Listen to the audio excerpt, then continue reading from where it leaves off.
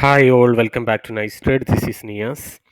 ഇന്ന് ഞാൻ ഗോൾഡുമായിട്ട് ബന്ധപ്പെട്ട വീഡിയോ ചെയ്യാനാണ് വന്നിട്ടുള്ളത്. അതിൻ്റെ ഒന്നാമത്തെ കാര്യം എന്താണെന്ന് വെച്ച് കഴിഞ്ഞാൽ നമുക്ക് എല്ലാവർക്കും അറിയാം, ഇപ്പോൾ സ്റ്റോക്ക് മാർക്കറ്റ് ക്രാഷ് ആവുന്നത് കൊണ്ട്, അല്ലെങ്കിൽ ഒരു ക്രാഷ് എന്ന് പറയാൻ പാടില്ല, it's A correction, healthy correction. ഒരു വാല്യൂ കറക്ഷനിലാണ് ഇപ്പോൾ നിഫ്റ്റി ഉള്ളത്. ഞാൻ നേരത്തെ പറയുന്നുണ്ടായിരുന്നു, നിഫ്റ്റി വളരെയധികം ഓവർ വാല്യൂഡ് ആണ്. സോ ഒരു എന്താ പറയുക, കറക്ഷനിലാണ് ഇപ്പോൾ വന്നിരിക്കുന്നത്. അപ്പോൾ ഓൾമോസ്റ്റ് നല്ല രീതിയിൽ ഒന്ന് കറക്റ്റ് ചെയ്തിട്ട് നിൽക്കുവാണ്.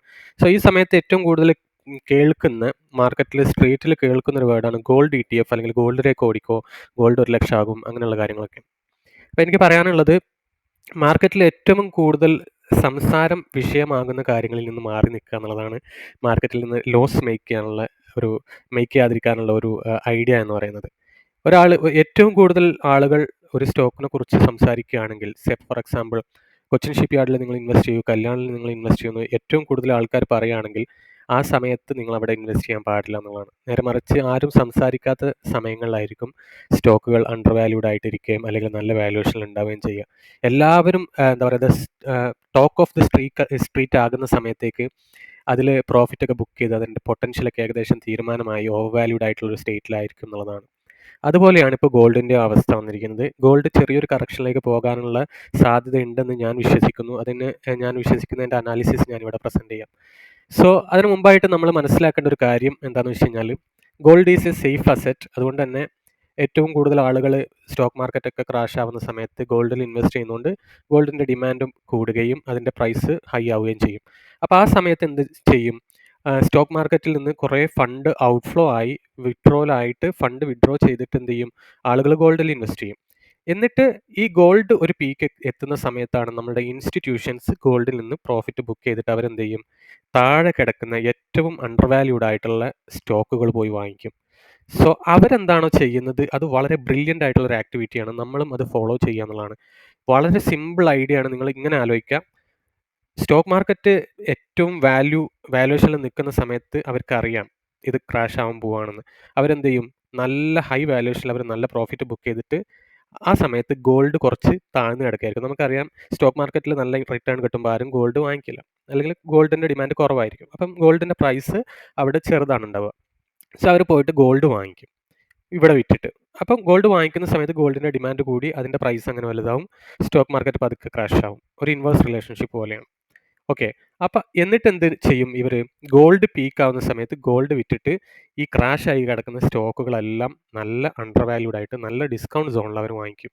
ഈ ഒരു സൈക്കിൾ റിപ്പീറ്റ് ചെയ്തുകൊണ്ടിരിക്കും. നമ്മൾ പാവം റീറ്റെയിലേഴ്സ് എന്താ ചെയ്യുക? നേരെ ഓപ്പോസിറ്റ്. അവർ ചെയ്യുന്നതിൻ്റെ ഓപ്പോസിറ്റാണ് ചെയ്യുക. അതായത് ഈ സമയത്ത് ഇപ്പോൾ ഗോൾഡ് ഏറ്റവും ഓവർ വാല്യൂഡ് ആവാൻ പോകുന്ന സമയത്ത് നമ്മൾ ETF എന്നൊക്കെ പറഞ്ഞിട്ട് ഓടിപ്പോയിട്ട് അത് വാങ്ങിക്കും. വാങ്ങിക്കേണ്ടെന്നല്ല, നമ്മൾ ഈ വീഡിയോ മുഴുവൻ കാണാൻ വേണ്ടിയിട്ട് നോക്കുക. പലതരത്തിലുള്ള ഗോൾഡിൻ്റെ ഇൻവെസ്റ്റ്മെൻറ്റും മറ്റു കാര്യങ്ങളും നമ്മളിവിടെ പറയുന്നുണ്ട്. ഓക്കെ. സോ അതെല്ലാം കണ്ടിട്ട് മനസ്സിലാക്കിയിട്ട് വേണം നിങ്ങൾ ഇൻവെസ്റ്റ് ചെയ്യണോ വേണ്ടോ എന്നുള്ളത് തീരുമാനിക്കുക. അപ്പോൾ ഫിയർ ഓഫ് മിസ്സിംഗ് ഔട്ട് വേണ്ട, ഫോമോ വേണ്ട. ഫോമോ ഉള്ളതിനേക്കാൾ നല്ലത് ഇപ്പോൾ ഏറ്റവും ഇൻവെസ്റ്റ് ചെയ്യാൻ പറ്റിയ അണ്ടർ വാല്യൂഡ് ആയിട്ടുള്ള അസറ്റ് ഏതാണെന്ന് നോക്കുക. ചിലപ്പോൾ അത് സ്റ്റോക്ക് ആയിരിക്കും, ചിലപ്പം ഗവൺമെൻറ് ബോണ്ടുകളായിരിക്കും, ചിലപ്പം വേറെ എന്തെങ്കിലും ഒരു അസറ്റ് ആയിരിക്കും. പക്ഷേ ഗോൾഡിൽ നിങ്ങൾ ഇപ്പോൾ ഈ ഒരു പീക്കിൽ ഇൻവെസ്റ്റ് ചെയ്യണോ എന്നുള്ളത് നിങ്ങൾ ആലോചിച്ചിട്ട് വേണം ചെയ്യാൻ. കാരണം ഓൾറെഡി നല്ലൊരു റണ്ണപ്പ് കഴിഞ്ഞിരിക്കുകയാണ് എന്നുള്ളതാണ് മനസ്സിലാക്കേണ്ടത്. അപ്പം ഇൻസ്റ്റിറ്റ്യൂഷൻസ് ഈ സമയത്ത് ഗോൾഡിലെ പ്രോഫിറ്റ് ബുക്ക് ചെയ്തിട്ട് നല്ല അണ്ടർ വാല്യൂഡ് സ്റ്റോക്സ് ആണ് വാങ്ങിക്കാൻ പോകുന്നത്. നിങ്ങൾ എന്താണ് ചെയ്യാൻ പോകുന്നതെന്ന് നിങ്ങൾ താഴെ കമൻറ്റ് ചെയ്യാൻ വേണ്ടിയിട്ട് മറക്കരുത്. അപ്പോൾ ഞാൻ വീഡിയോയുടെ മെയിൻ പാർട്ടിലേക്ക് പോവുകയാണ്. ഗോൾഡിൽ ഇൻവെസ്റ്റ് ചെയ്യാവുന്നതിൻ്റെ വിവിധങ്ങളായിട്ടുള്ള മാർഗ്ഗങ്ങളാണ് നമ്മൾ ഈ ഒരു വീഡിയോയിൽ നമ്മൾ ഡിസ്കസ് ചെയ്യാൻ പോകുന്നത്.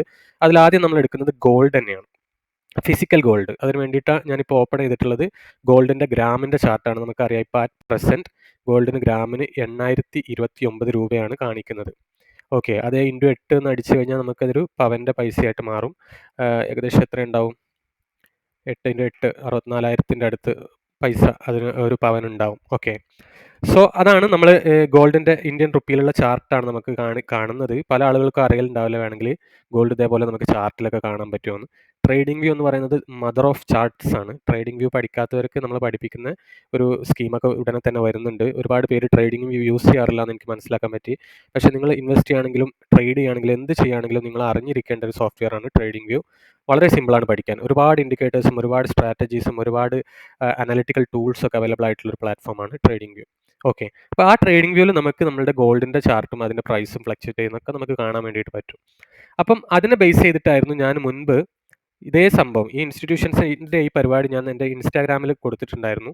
ഇൻസ്റ്റാഗ്രാമിൽ സ്റ്റോക്ക് മാർക്കറ്റ് ക്രാഷ് വരുമോ എന്ന് പറഞ്ഞിട്ടൊരു വീഡിയോ ഓഗസ്റ്റ് 12-നാണ് ഞാൻ ഇട്ടത്. അതിനുശേഷം നമ്മൾ കണ്ടിട്ടുണ്ട് നിഫ്റ്റിയൊക്കെ ഓഗസ്റ്റിന് ശേഷമാണ് ഇടിഞ്ഞിട്ടുള്ളത്. ഓക്കെ, നമുക്ക് കാണാൻ വേണ്ടി പറ്റും ഇവിടെ കണ്ടില്ലേ, ഓഗസ്റ്റ് കഴിഞ്ഞ് ഈ ഒരു സെപ്റ്റംബർ മുതലാണ് ഈ ക്രാഷ് തുടങ്ങിയിട്ടുള്ളത്. അതുപോലെ തന്നെ അതിനുശേഷം ഞാൻ പറഞ്ഞിട്ടുണ്ടായിരുന്നു ഗോൾഡിൽ ഇൻവെസ്റ്റ് ചെയ്യാൻ വേണ്ടിയിട്ട് നോക്കൂ. കാരണം ഈ ഒരു തോട്ടാണ് സ്റ്റോക്ക് മാർക്കറ്റ് ക്രാഷ് ആകുമ്പോൾ ഗോൾഡിൻ്റെ ഡിമാൻഡ് കൂടാൻ വേണ്ടി തുടങ്ങും. അപ്പോൾ ക്രാഷിൻ്റെ മുമ്പ് തന്നെ നമ്മൾ ഐഡൻറ്റിഫൈ ചെയ്തിട്ട് സ്റ്റോക്കിൽ മീൻസ് ഗോൾഡിൽ വാങ്ങിക്കുക എന്നുള്ളതാണ്. സോ ഞാൻ എന്താണ് ആ സമയത്ത് ചെയ്തതെന്നുള്ള ഇൻസ്റ്റിറ്റ്യൂഷൻ ചെയ്യുന്നതാണ് ഫോളോ ചെയ്തത്. എനിക്ക് ചില സ്റ്റോക്കുകളിൽ നഷ്ടം ഉണ്ടായിരുന്നു, ചില സ്റ്റോക്കുകളിൽ ലാഭം ഉണ്ടായിരുന്നു. ഞാൻ എൻ്റെ എല്ലാ പോർട്ട്ഫോളിയോയും ഞാൻ ആ സമയത്ത് വിറ്റു. കാരണം I was very much clear about the over valuation of Nifty and the market crash. അത് റിസർച്ച് ചെയ്തിട്ടുള്ള ഓരോ ഇൻസൈറ്റിലൂടെ മനസ്സിലാവുന്നതാണ്. അതിനുശേഷമാണ് ഞാൻ ഗോൾഡ് പ്രൈസ് കൂടാൻ പോവുകയാണെന്ന് പറഞ്ഞിട്ട് ഈ ഒരു വീഡിയോ ഇട്ടിട്ടുണ്ടായിരുന്നു. ഉടനെ തന്നെ ഇട്ടിട്ടുണ്ടായിരുന്നു. അതിനുശേഷം ഞാൻ അവിടുന്ന് വാങ്ങിച്ചു. ആദ്യമേ ഉണ്ടായിരുന്ന എൻ്റെ കയ്യിലുണ്ടായിരുന്ന ഗോൾഡിലേക്ക് അഡീഷൻ വാങ്ങിച്ചിട്ട് ഇപ്പോൾ ഏകദേശം ഒരു 39-40% റിട്ടേൺ ആണ് എനിക്ക് ഗോൾഡിൽ വന്നിട്ടുള്ളത്. സോ ഇനി എൻ്റെ പ്ലാൻ എന്ന് പറയുന്നത് ഇൻസ്റ്റിറ്റ്യൂഷൻ തോട്ട് പോലെ തന്നെയാണ്. അതായത് ഇൻസ്റ്റിറ്റ്യൂഷൻസ് എന്താ ചെയ്യുക, ഗോൾഡ് വിൽക്കും അല്ലേ, പീക്കിലെത്തുന്ന സമയത്ത് ഗോൾഡ് വിൽക്കും. അപ്പോൾ ഇതൊരു പീക്കിൽ എത്തിയിട്ടുണ്ട് എന്നുള്ളതാണ് ഞാൻ ഈ ചാർട്ടിലൂടെ മനസ്സിലാക്കുന്നത്. കാരണം ഇനി ഒരുപാട് താഴുമെന്നല്ല പറയുന്നത്, പക്ഷേ ചെറിയൊരു കറക്ഷൻ സാധ്യതയുണ്ട് എന്നുള്ളതാണ്. സോ അവിടെ എവിടെയെങ്കിലും എനിക്കൊരു സെൽ ഇൻഡിക്കേറ്റർ കിട്ടിക്കഴിഞ്ഞാൽ ഞാനത് വിൽക്കാനാണ് പ്ലാൻ ചെയ്യുന്നത് എന്നുള്ളതാണ്. സോ ഈ ഒരു കേസിൽ നമുക്കറിയാം, ഒരു റീസെൻറ്റ് സിങ് ലോയിൽ നിന്ന് സിങ് ഹൈയിലേക്ക് ഞാൻ ഫിബൊനാച്ചി വരച്ചു. ഇത് ഒരു വാല്യുവേഷൻ സോണിലേക്ക് വന്നു. ഞാൻ എപ്പോഴും എൻ്റെ ചാർട്ട് അനലൈസ് ചെയ്യുന്ന രീതി ഇതാണ്. കാണാത്തവരുണ്ടെങ്കിൽ പഴയ സ്റ്റോക്കിൻ്റെ വീഡിയോസൊക്കെ കാണാം. സ്റ്റോക്കും എല്ലാ സെറ്റും ഈ ഒരു പാറ്റേൺ ഫോളോ ചെയ്യുന്നതാണ്. എന്നിട്ട് എന്ത് ചെയ്യും, ഈ ഒരു 1.68 വരെ അത് മൂവ് ചെയ്യും എന്നുള്ളത് പറഞ്ഞിട്ടുണ്ടായിരുന്നു. ഇൻ കേസ് ഈ ഒരു 1.618 അത് മൂവ് ചെയ്ത് കഴിഞ്ഞാൽ പിന്നീട് വരുന്നത് നല്ലൊരു ബ്രേക്ക് ഔട്ട് ടിൽ 2 എന്ന് പറഞ്ഞിട്ടുള്ള പോയിന്റാണ്, 2.16. അപ്പോൾ എക്സാക്ട്ലി 2.168 വന്ന സമയത്ത് ഒരു സെല്ലിംഗ് ക്യാൻഡിൽ നമുക്ക് കാണാൻ വേണ്ടി പറ്റുന്നുണ്ട്. സോ അതിന് വേണ്ടിയിട്ട് ഞാൻ യൂസ് ചെയ്യുന്നത്, ഞാൻ തന്നെ ഡെവലപ്പ് ചെയ്തിട്ടുള്ള ഒരു ഇൻഡിക്കേറ്ററാണ് നൈസ് ട്രേഡ് BSP സ്ട്രാറ്റജി. അതായത് ബൈയിങ് ആൻഡ് സെല്ലിംഗ് പ്രഷർ നോക്കിയിട്ടുള്ള സംഭവമാണ്. സോ മുൻപ് ഇങ്ങനെ ഒരു സംഗതി ഇവിടെ കാണിച്ചിരുന്നു, ബൈ ആൻഡ് സെൽ. ഇപ്പോൾ ഇത് ബൈ ആണ് ഉള്ളത്, സെൽ ചെയ്യാനുള്ള ഇൻഡിക്കേഷൻ ഇതുവരെ വന്നിട്ടില്ല. സോ ഏതെങ്കിലും പോയിന്റിൽ സെൽ ചെയ്യാനുള്ള ഇൻഡിക്കേഷൻ വരികയാണെങ്കിൽ I will sell the gold and go to buy the stock market. അതാണ് എൻ്റെ പ്ലാൻ എന്ന് പറയുന്നത്. സോ ഞാൻ പറഞ്ഞു വന്നത്, ഗോൾഡിൽ ഈ പറഞ്ഞ പോലെ നമുക്ക് ഒരു വർഷത്തെ അനാലിസിസാണ് നമ്മൾ ചെയ്യാൻ പോകുന്നത്.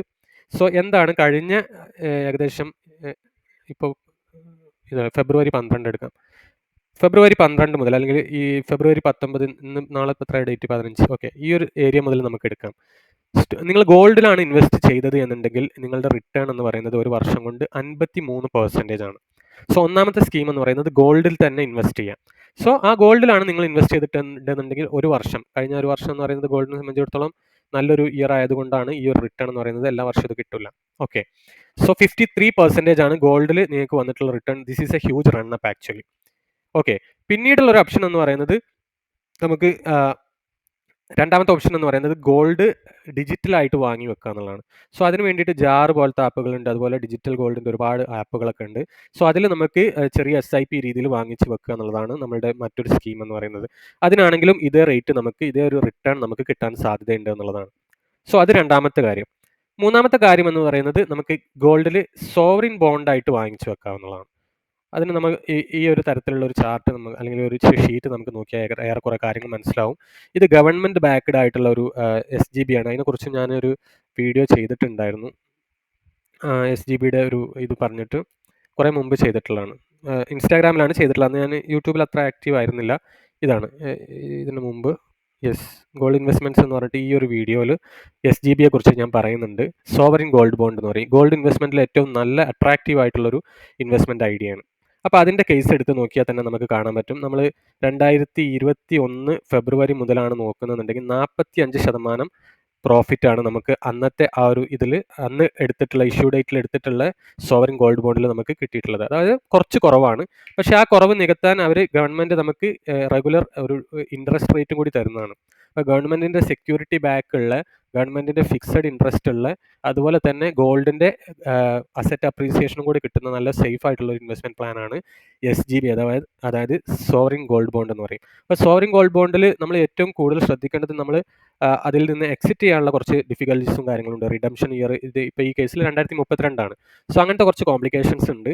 അപ്പം കുറേ കാലത്തേക്ക് ലോങ് ടേമിലേക്ക് നല്ല സേഫ് ആയിട്ട് ഗോൾഡ് നിങ്ങൾക്ക് വാങ്ങിക്കാൻ താല്പര്യം ഉണ്ടെങ്കിൽ അത് ഫിസിക്കലായി വാങ്ങിച്ച് വെക്കാതെ, അങ്ങനത്തെ ഒരു മണ്ടത്തരം ചെയ്യാതെ ഇതുപോലുള്ള എന്തെങ്കിലും ഇൻവെസ്റ്റ്മെൻറ്റിൽ ചെയ്യുക. SGB ഒക്കെ പോലെ ചെയ്യുക. ഭയങ്കരമായിട്ടിപ്പം കുട്ടികളുടെ കല്യാണത്തിനൊക്കെ പ്ലാൻ ചെയ്യുന്ന ആളുകളുണ്ടാവും. പെൺകുട്ടികളുടെ അല്ലെങ്കിൽ ആൺകുട്ടികളുടെ ഒക്കെ കല്യാണത്തിനൊക്കെ പ്ലാൻ ചെയ്യുന്ന ആളുകളുണ്ടാവും.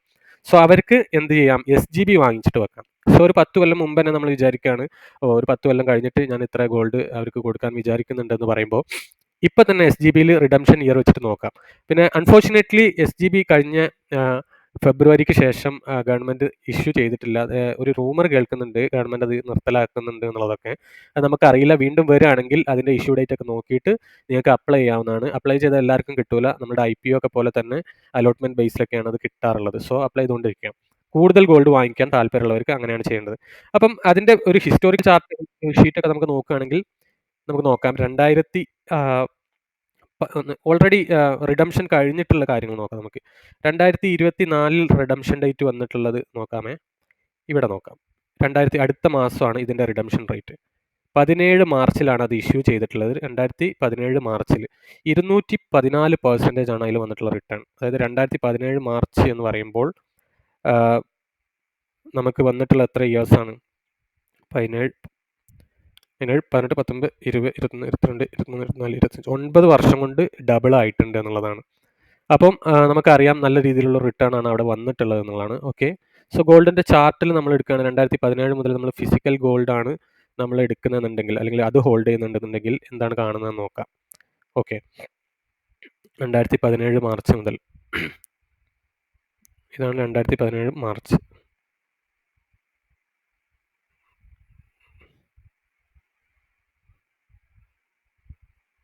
ഏകദേശം 200% തന്നെയാണ് ഗോൾഡ് ഫിസിക്കലായിട്ട് നമ്മൾ വാങ്ങിക്കുകയാണെങ്കിലും കിട്ടുക എന്നുള്ളതാണ്. പക്ഷേ ഇവിടെ ശ്രദ്ധിക്കേണ്ട കാര്യം, ഇവിടെ ഇൻട്രസ്റ്റ് കൂടി എക്സ്ട്രാ നമുക്ക് കിട്ടുന്നുണ്ട്. ഓരോ വർഷവും നമ്മൾ എത്രയാണോ ഹോൾഡ് ചെയ്യുന്നത് അത്രയും ഇൻട്രസ്റ്റ് നമുക്ക് ആ ഒരു മീൻസ് ഗ്രാമിൻ്റെ മേലിലോ പവൻ്റെ മേലിലോ നമുക്ക് കിട്ടാൻ സാധ്യതയുണ്ട് എന്നുള്ളതാണ്.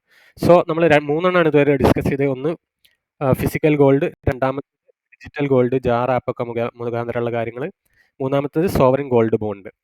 4ാമത്തെ കേസ് എന്ന് പറയുന്നത് ഗോൾഡ് ETFകളാണ്. സോ അതിന് വേണ്ടിയിട്ട് നമുക്ക് എന്ത് ചെയ്യാം, ഗോൾഡ് ETF എന്ന് പറഞ്ഞിട്ടുള്ള ഏതെങ്കിലും ചാർട്ട് നോക്കാം. അതിന് വേണ്ടി ഞാനിവിടെ ലിസ്റ്റ് ചെയ്തിട്ടുള്ള കുറച്ച് ETFകളുണ്ട്.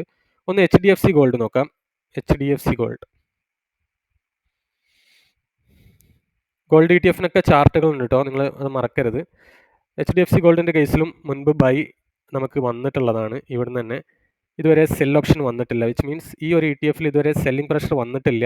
നല്ല രീതിയിൽ എന്താ പറയുക, ഇതാണെങ്കിലും നമുക്കറിയാം ഒരു 40% വന്നിട്ടുണ്ട് ഫെബ്രുവരി മുതൽ. അതായത് കറക്റ്റ് ഞാൻ പറഞ്ഞില്ല, ഈ ഒരു ഫെബ്രുവരി ഈ ഒരു ഏരിയയിൽ നിന്ന് ഒരു ബ്രേക്ക് നമുക്ക് ബൈ ഓപ്ഷൻ വന്നിട്ടുണ്ടായിരുന്നു. അത് മുതൽ നേരെ ഈ ഒരു സമയം വരെ 41% ആണ് റിട്ടേൺ എന്ന് പറയുന്നത് ഗോൾഡ് ETF-ൻ്റെ കേസിൽ. അപ്പോൾ ഗോൾഡ് ETF-ൽ നമുക്ക് 41% ആണ് റിട്ടേൺ. ഡിജിറ്റൽ ഗോൾഡിൽ നമുക്ക് 40 to 50% ആണ് റിട്ടേൺ. പക്ഷേ അവിടെ മേക്കിംഗ് ചാർജും മറ്റു കാര്യങ്ങളൊക്കെ ആയിട്ട് അഡ്ജസ്റ്റ് ചെയ്യുമ്പോൾ ഈ ഒരു ലെവലിലേക്ക് തന്നെ വരും. SGBയിലാണെങ്കിലും നമുക്ക് അത്ര തന്നെയാണ് റിട്ടേൺ എന്നുള്ളതാണ്. അപ്പം SGB physical return, physical gold, അതുപോലെ തന്നെ ETF നമുക്ക് വേണമെങ്കിൽ ഒന്നുകൂടി നോക്കാം. ETF സെലക്ട് ചെയ്യുമ്പോൾ നിങ്ങൾ ശ്രദ്ധിക്കേണ്ട കാര്യങ്ങൾ എന്താണെന്ന് വെച്ച് കഴിഞ്ഞാൽ നല്ല ലിക്വിഡിറ്റി ഉള്ള ETF വേണം സെലക്ട് ചെയ്യാൻ. അതിൽ ആർക്കെങ്കിലും എന്തെങ്കിലും ഹെൽപ്പ് വേണമെന്നുണ്ടെങ്കിൽ you can contact me. Okay, നല്ല ലിക്വിഡിറ്റി ഉള്ള, ഇപ്പോൾ ഈ ഒരു കേസിലൊക്കെ ആണെങ്കിൽ ഇവിടുന്ന് വാങ്ങിച്ചു വിറ്റു, ഇപ്പം ചെറിയ റോങ് ആകുകയാണെങ്കിൽ പോലും നമുക്ക് പെട്ടെന്ന് സ്റ്റോപ്പ് ലോസ് അടിക്കാൻ പറ്റും. ഇവിടുന്ന് ചെറിയ പൈസക്ക് വാങ്ങി ഇവിടെ വിറ്റു, ലിക്വിഡിറ്റി ഉള്ള സമയത്താണ് ഇത് വിൽക്കുക. ഓക്കെ, ഈ ഒരു ഏരിയയിൽ വാങ്ങിയിട്ട് ഇവിടെ വിറ്റു, ഇപ്പം ബൈ ഓപ്ഷൻ വന്നിട്ടുണ്ട്. സോ ഇതുവരെ സെല്ല് നമുക്ക് വന്നിട്ടില്ല. വിച്ച് മീൻസ് ഈ ഒരു ETF-ഉം കുറച്ച് മേലെ പോകാനുള്ള സാധ്യതയുണ്ട് എന്നുള്ളതാണ് നമ്മൾ മനസ്സിലാക്കേണ്ടത്. സോ ETF-കളൊന്നും റെക്കമെൻഡേഷൻ അല്ല, this is just for educational purpose. Okay, അതുകൊണ്ട് പ്രത്യേകം ഞാൻ പറയുകയാണ്. ഇപ്പോൾ ഈ ഒരു വർഷത്തെ ഇത് കൊടുത്തിട്ടുള്ള റിട്ടേൺ നമ്മൾ പറഞ്ഞാൽ ഫെബ്രുവരി ടൈം എടുക്കുകയാണെന്നുണ്ടെങ്കിൽ 42%. ആക്സിസ് ഗോൾഡ് ആണെങ്കിലും ഇപ്പോൾ ടാറ്റ ETF-ൻ്റെ ഒരാളിനോട് നോക്കാൻ പറഞ്ഞിട്ടുണ്ടായിരുന്നു നാളെ ഏതൊരു വീഡിയോൻ്റെ കമൻറ്റിൽ. ടാറ്റ ഗോൾഡ് ETF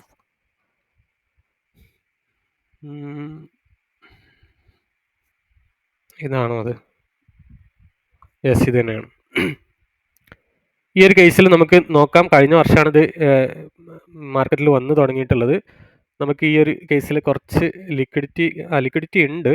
ഇതാണെങ്കിലും ഏകദേശം 40% അടുത്ത് തന്നെയാണ് റിട്ടേൺ കാണിച്ചിട്ടുള്ളത് എന്നുള്ളതാണ് നമുക്ക് കാണാൻ വേണ്ടിയിട്ട് പറ്റുന്നത്.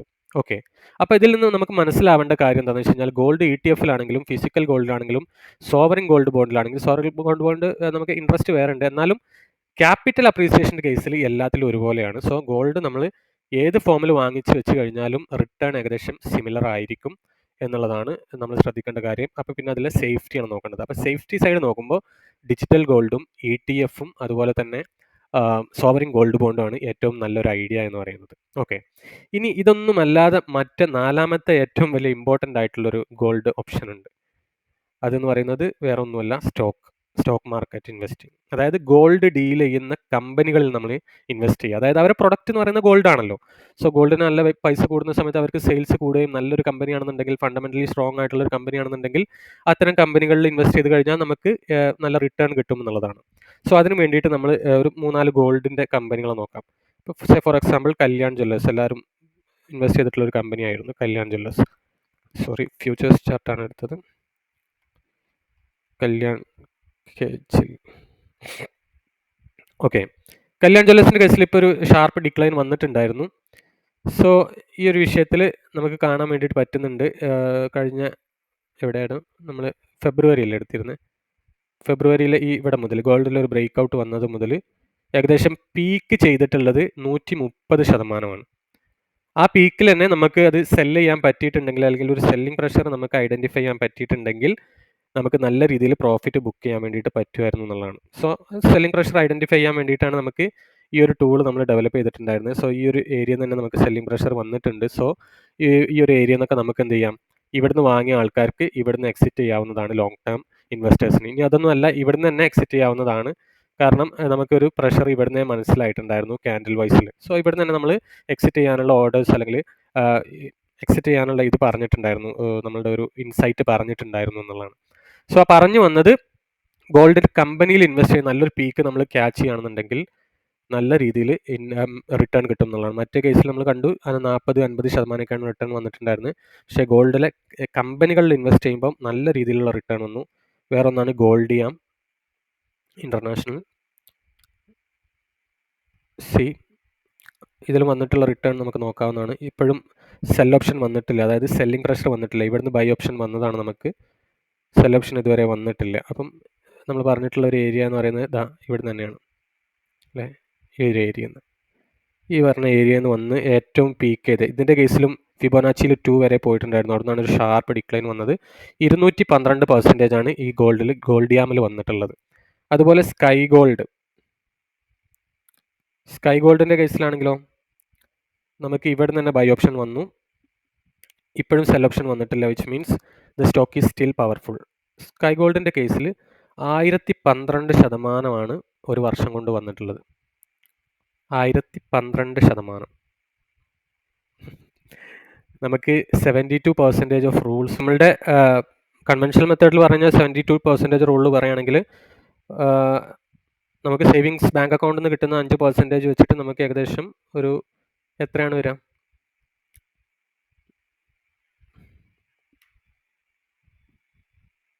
14 വർഷം എടുക്കും നമ്മളുടെ ഒരു ക്യാപിറ്റൽ ഡബിൾ ആവാൻ വേണ്ടിയിട്ട്. 14 വർഷം, അതായത് 1 lakh 2 lakh ആവാൻ വേണ്ടി 14 വർഷം എടുക്കും.